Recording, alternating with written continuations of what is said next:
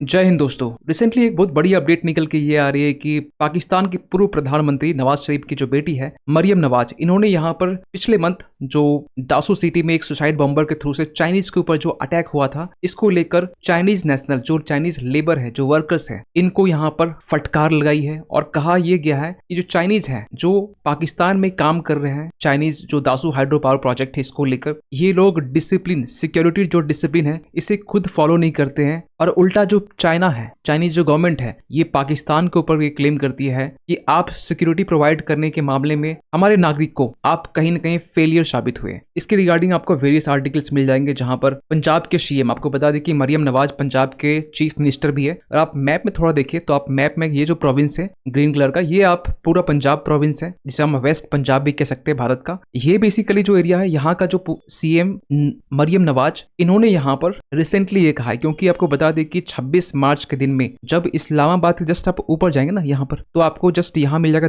Dasu city. यहाँ पर एक बस में जो 5 चाइनीज थे और एक ड्राइवर, इसके ऊपर एक लेडी, एक वुमेन लेडी जो सुसाइड बॉम्बर बन के इसके ऊपर अटैक किया गया और यहाँ पर 5 चाइनीज नेशनल की जान चली गई। इसको लेकर चाइना और पाकिस्तान के बीच में एक लंबे टाइम से डिस्कशन चल रहा था सिक्योरिटी को लेकर। इसीलिए यहाँ पर पाकिस्तान की जो पंजाब प्रोविंस के चीफ मिनिस्टर मरियम नवाज ने यहाँ पर चाइनीज को स्लिम किया है और ये कहा है कि वो लोग, अगर हम ये कहते हैं कि आप सिक्योरिटी डिसिप्लिन को फॉलो कीजिए, उसके बदले में वो चिढ़ जाते हैं जो चाइनीज वर्कर्स जो पाकिस्तान में काम कर रहे हैं। मरियम नवाज ने इसको लेकर और भी बातें कही गई है, खासकर जो टेररिज्म है, कहा यह जा रहा है कि आज के टाइम में पाकिस्तान के लिए एक सिरदर्द बन चुका है। जो पाकिस्तान एक टाइम में टेररिज्म को प्रोड्यूस करता था, आज के टाइम में यही टेररिज्म उनके लिए एक सरदर्द बन चुका है। और इनका ये भी मानना है कि टेररिस्ट जो है ना, आज के टाइम में डिजिटलाइज्ड हो चुके हैं, वो ऐसे प्लेटफॉर्म का यूज कर रहे हैं जिसके जरिए वो पाकिस्तान के जो यूथ है, जो यंग यूथ की हम बात करते हैं, इसको इन्फ्लुएंस कर रहे हैं, इसको मैनिपुलेट करके अपनी ग्रुप में शामिल कर रहे हैं। और ये बेसिकली जो टारगेट था वो टीटीपी के ऊपर था, तहरीक-ए-तालिबान पाकिस्तान को लेकर ये बात कही जा रही थी। यहाँ तक ये भी कहा जा रहा है ये लोग लेटेस्ट वेपन्स टेक्नोलॉजी यूज कर रहे हैं और ये जो वेपन्स है ये बेसिकली यूएस वेपन्स कहा जा रहा है, जो इसे अफगानिस्तान में दी जाती है। तो आज के टाइम में अफगानिस्तान जो है, जो कहा जाता था पाकिस्तान अफगानिस्तान दोनों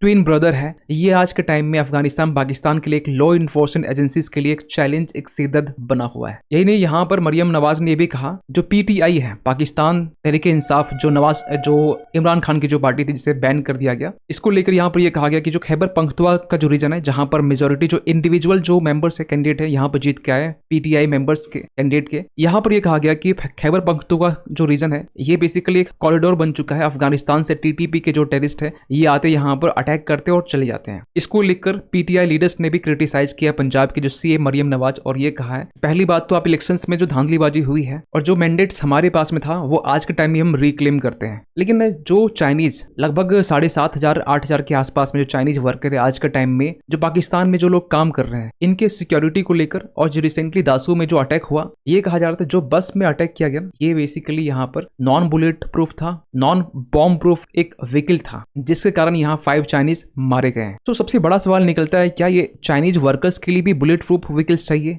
यस, आपको बता दें कि 2014 के टाइम में, 2014 के टाइम में पाकिस्तान और चाइना के बीच में एक एग्रीमेंट हुआ था। इस एग्रीमेंट में पाकिस्तान ने चाइना को ये कहा, हम आपके चाइनीज वर्कर्स के लिए एक स्पेशल प्रोटेक्शन यूनिट बनाएंगे, जिसमें करीब 4000 आर्मी पर्सनल, आपको बता दें कि सेना के 4000 जो लोग थे एज सिक्योरिटी पर्सनल, ये चाइनीज वर्कर्स की हमेशा सिक्योरिटी प्रोवाइड करेंगे। यहाँ तक कि इसमें यह भी कहा गया, क्योंकि आपको पता होना चाहिए कि रिसेंटली इसके पहले भी चाइनीज वर्कर्स के ऊपर अटैक देखा गया है, चाहे ग्वादर पोर्ट की हम बात करें, बलूचिस्तान की बात करें, या फिर टीटीपी की तरफ से हम बात करें। इसको लेकर बुलेट प्रूफ व्हीकल्स, ये सारी जो सिक्योरिटी है प्रोवाइड करने की बात की गई। इसके बावजूद भी यहाँ पर चाइनीज वर्कर्स के ऊपर अटैक देखा गया और इस अटैक को लेकर मरियम नवाज ने यहाँ पर चाइना को जो वर्कर्स है इसके ऊपर स्लेम किया है कि ये चाइनीज वर्कर्स की सिक्योरिटी डिसिप्लिन ना मानने का ये नतीजा है। लेकिन चाइना के ग्लोबल टाइम्स अखबार ने यह कहा है कि ये जो टेररिस्ट अटैक है ये कंडेम करते हैं और इन्वेस्टिगेशंस के लिए कहा गया, और पाकिस्तान इन्वेस्टिगेशंस भी करता है। पाकिस्तान को पता होना चाहिए कि रिसेंट की बात है, ये कल का आर्टिकल है, जब 5 ऐसे पुलिस पर्सनल और ये सीनियर पुलिस पर्सनल थे जिनको यहाँ पर सुसाइड बॉम्ब ब्लास्ट में को लेकर यहाँ पनिश किया गया, हो सकता है दिखाने के लिए किया गया होगा। और शहबाज शरीफ जो पाकिस्तान के रिसेंट के प्राइम मिनिस्टर है, इन्होंने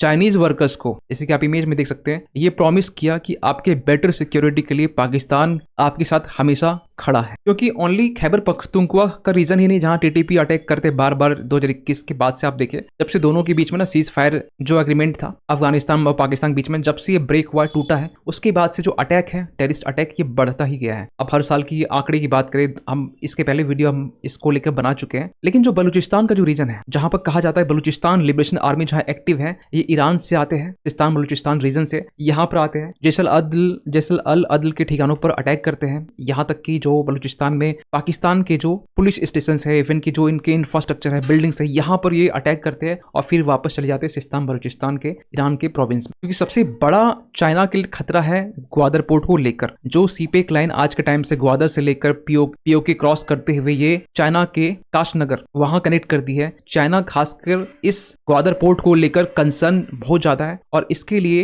ये जिम्मेवार ठहराता है बीएलए को, बलूचिस्तान लिबरेशन आर्मी। लेकिन बलूचिस्तान लिबरेशन आर्मी ने भी ये कहा है क्योंकि हमें चाइनीज एक्सपेंशन से डर है, क्योंकि एक फिक्की की एफपीसीसीआई की रिपोर्ट आई थी, इसको लेकर पहले भी हमने जिक्र किया है। ये एफपीसीसीआई जो है ना, ये पाकिस्तान की अपनी रिपोर्ट है, Federation of Pakistan Chambers of Commerce and Industry. इन्होंने यहाँ पे ये कहा था Chinese to outnumber Baloch natives by 2048। आज के टाइम में जो बलूच नेटिव्स हैं, जो बलूचिस्तान में रहते हैं, इनको ये 2048 तक में चाइनीज जो पॉपुलेशन है ये इसको पछाड़ देगी पीछे। मतलब आज के टाइम में चाइनीज किस तरीके से बलूचिस्तान में कैप्चर करके बैठी हुई, यहाँ तक कि इनकी जो नंबर्स है हर साल कहीं न कहीं बढ़ रहे हैं। यहाँ तक कि ये भी कहा गया कि जो लोकल्स हैं इसीलिए यहाँ पर बंदूकें उठा रहे हैं, खासकर बीजिंग या चाइना के एक्सपेंशन को काउंटर करने के लिए, ताकि जो चाइनीज एक्सपेंशन है इसे रोक सके। और एक इंटरेस्टिंग आपको फैक्ट बताना चाहते हैं, जो ग्वादर की हम जो बात करते हैं आज के टाइम में, ये ग्वादर 1958 में ये पाकिस्तान के पास में गया, क्योंकि इसके पहले जो था ये सुल्तान ऑफ ओमान के पास में था। ओमान जो कि एक अरब कंट्री है, और ये जो सुल्तान ऑफ ओमान है ये बेसिकली 1783 के टाइम में सुल्तान ऑफ ओमान के पास को दिया गया था। किसके थ्रू से? तो खान ऑफ कालत, ये बलूचिस्तान से के थे, और मीर नूरी नसीर खान, ये बलूच थे। दोनों की तरफ से एज गिफ्ट जो मुस्कट प्रिंस है, यानी ओमान के मुस्कट कैपिटल है, सुल्तान बिन अहमद, इन्हें ये गिफ्ट किया गया। और एक अंडरस्टैंडिंग बनाई गई